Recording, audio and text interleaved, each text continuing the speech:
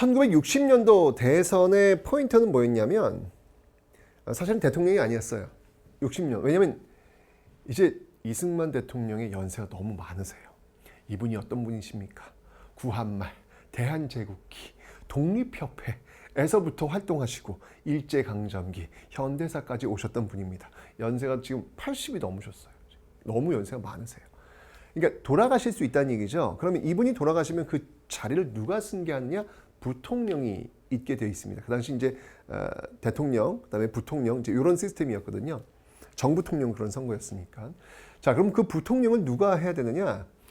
당시 여러분들 이승만 정부를 이끌고 있었던 여당을 한번 좀 적어볼게요, 여러분들. 좀 앞으로 한번 가볼게요. 이승만 정부의 여당을 한번 좀 보도록 하겠습니다. 자, 이승만 정부의 여당을 우리가 뭐라고 하냐면요, 바로 자유당이다라고 합니다. 자유당. 이 자유당이 승리를 하기 위해서 이 후보를 냈는데 그 후보가 누구냐면 이기붕이에요. 이기붕. 근데 이분이 인기가 없으세요. 인기가 없는데 어떻게든 이분이 지금 부통령이 당선이 되어야 그래야 이승만 대통령이 혹시 돌아가셨을 때 그 자리를 이을 수 있단 말이에요.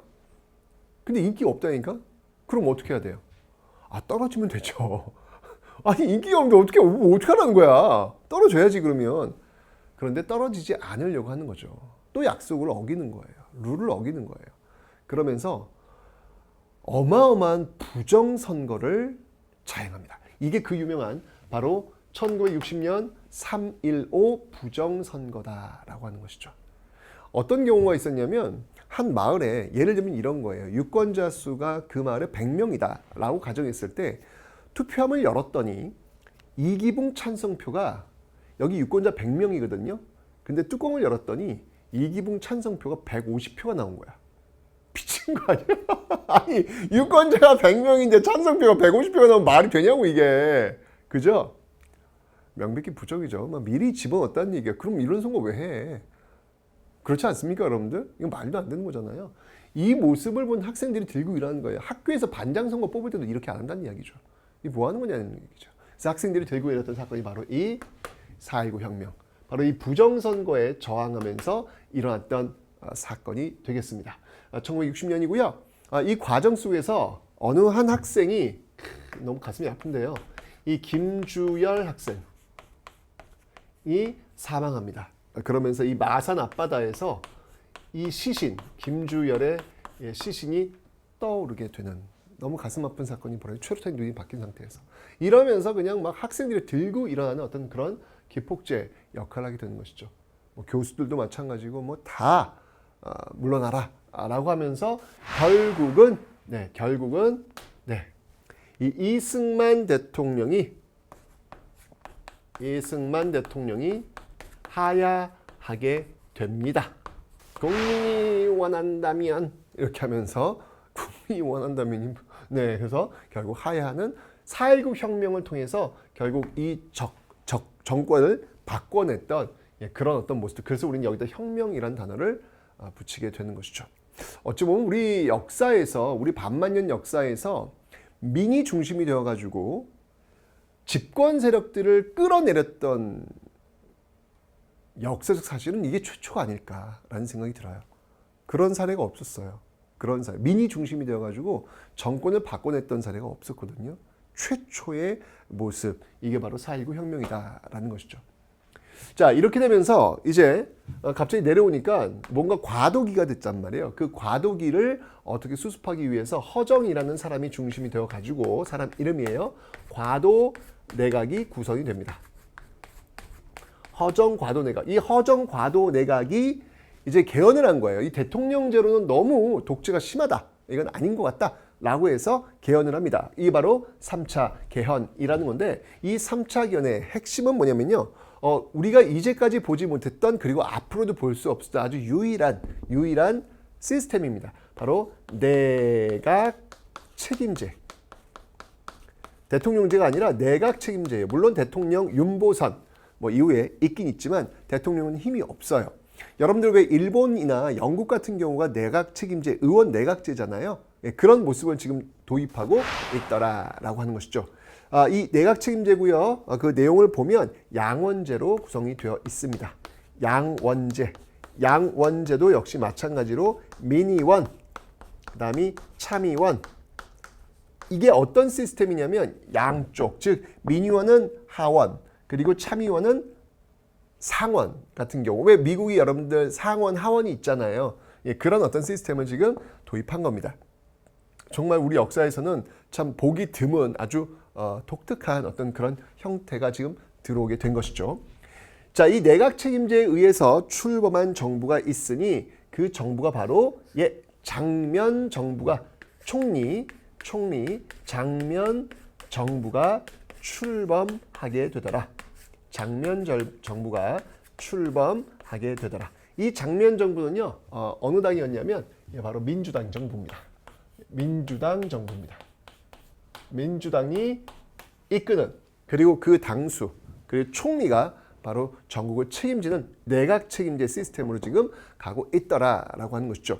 그런데 이게 여러분들 혁명에 의해서 들어선 정부잖아요. 그죠? 혁명에 의해서 들어선 정부다 보니까 당연히 이 혁명 세력들의 요구가 많을 수밖에 없어요. 그죠? 특히 이 당시에 나왔던, 어찌 본다면은 우리 현대사 그 앞시대에 존재했던 마지막 진보 세력이 아닐까라는 생각이 드는데, 당시 혁신계가 있었습니다. 이 혁신계가 이제 본격적인 통일을 이야기합니다. 바로 중립화 통일, 혁신계의 중립화 통일 방안이 나오고 있더라라고 하는 것이죠. 진보 세력인데 사실은 이제 그 앞에 이 진보당 사건을 통해 가지고 혁신 세력들이 거의 짓밟히다시피 했잖아요. 58년 체제 속에서 이제 다시 이제 주장을 하는 거예요. 이런 중립화 통일 이런 방법들을 이야기하고, 그다음에 이제 이때 이제 나왔던 학생들도 역시 마찬가지로 통일을 이야기합니다. 가자 북으로, 오라 남으로. 유명한 구호죠. 가자 북으로, 오라 남으로. 이 땅이 네 땅인데 오도 가도 못한단 말이냐 라고 하면서 또 학생들이 통일운동을 또 이야기하는 모습들도 있었고, 그 다음에 이제까지 우리가 밝히지 못했던 이런 어떤 그 58년도 그런 반공 시스템 속에서 이야기하지 못했던 어떤 그런 사건들, 특히 이제 그 해방공간 또 6.25 전쟁 그 과정 속에서 양민학살들이 굉장히 많았잖아요. 그래서 그런 것들을 좀 진상조사 좀 해달라. 거창 양민학살 이런 것들을 좀 조사해달라. 뭐 이런 어떤 내용들이 지금 굉장히 많이 이 장면 정부에 지금 쏠리고 있었죠. 왜냐면 이 혁명을 통해 가지고 지금 나온 정부이기 때문에. 근데 사실 장면 정부가 이제 그런 것들을 제대로 대응은 잘 못하고 있는 그런 모습들.